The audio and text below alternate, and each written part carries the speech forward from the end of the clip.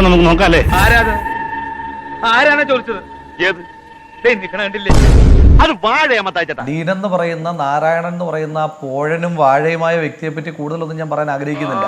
ആയിരക്കണക്കിന് കുട്ടികൾക്ക് സാരോപദേശം നൽകിയ ആളാത്ര കൽബുദ്ധി പറഞ്ഞു കൊടുക്കാൻ മാത്രം പറ്റിയില്ല. ഇത്തിരി നേരും നെറിവും മനസാക്ഷിയും ഒക്കെ ആയിക്കൂടെ? ചിയർ വിത്ത് SFI അല്ല, ഈ നാരായണനും SFI തമ്മിലുള്ള ബന്ധം ചിയേഴ്സ് വിത്ത് SFI ആണ്. ഒന്നും പറയണ്ട, ഏറ്റ ചാക്കോ. അടിയൻ ധന്യനായി തമ്പുരാനെ. എനിക്ക് പറഞ്ഞ ഒരു ഒന്നാം തരം പിഴയാ. അത് ആ ക്യാമ്പസിലെ വിദ്യാർത്ഥികൾ പറയുന്നുണ്ട്. അത്രയ്ക്കായോ?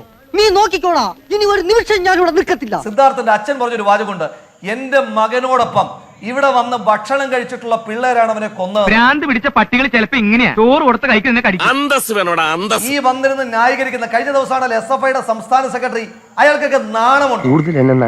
ഏറ്റവും മിനിമം ഉമാരൊക്കെ അന്തസ്സോടെ വാമൂടിയിരുന്നു. ഞങ്ങളെ മുഖ്യമന്ത്രിയായിട്ട് അടുപ്പമുള്ളവരാ. ഇവരാരാണ് കേരളത്തിൽ റാഗിങ്ങും സദാചാര ഗുണ്ടായുസവും കാണിക്കാൻ? ഞാൻ എന്താണ് ഈ കേൾക്കുന്നത്? ഇങ്ങനെയൊക്കെ തോന്നിക്കാൻ എന്താ പറ്റിയത്? ഒന്നും പറ്റിയതല്ല, അഹമ്മദിയ ചുട്ടടി അതിന് കൊടുക്കേണ്ടത്. ഈ തെമ്മാടി കൂട്ടമായ SFIക്ക് ഈ നാട്ടിൽ ആരാ ലൈസൻസ് കൊടുത്തത്? ഉത്തമ സഹിക്കല്ലാതെ എന്ത് ചെയ്യാ? അപ്പോ നാളെ നേരത്തെ തന്നെ ഇങ്ങോട്ട് എത്തണം കേട്ടോ. ശരി.